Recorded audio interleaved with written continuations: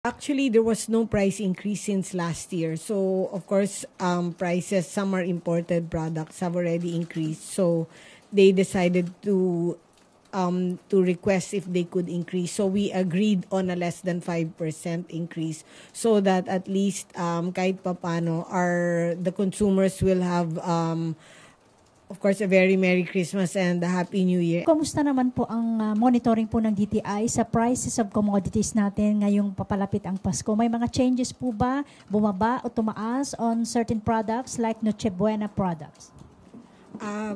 First and foremost, for the prices for basic necessities, no price increase until the end of the year. And then for the Noche Buena, more than 50%, the price will remain the same as last year. And yung mga iba, they just increased but less than 5%. So that will be steady until the end of the year para aabot siya hanggang New Year. Okay. Alvin Baltasar, Radyo Pilipinas. Sama ko konektado rin doon sa Secretary Roque doon sa tanong ni Tuesday. Secretary, kamusta yung purchase demand ngayong holiday season na tayo? Purchase demand ngayon, kamusta ang purchase demand? The purchase demand is still there, especially pag Pasko, di ba? Yung our mga kababayans are were very important sa atin ng Christmas. So, in terms of purchase demand, it's still there. It's good, actually. Secretary Roque, follow-up lang po dun sa question ni Tuesday. You mentioned earlier na yung ibang mga Noche Buena products will increase by less than 5%. May we know the reason for the increase of their prices and how soon do we expect this increase on prices to be implemented?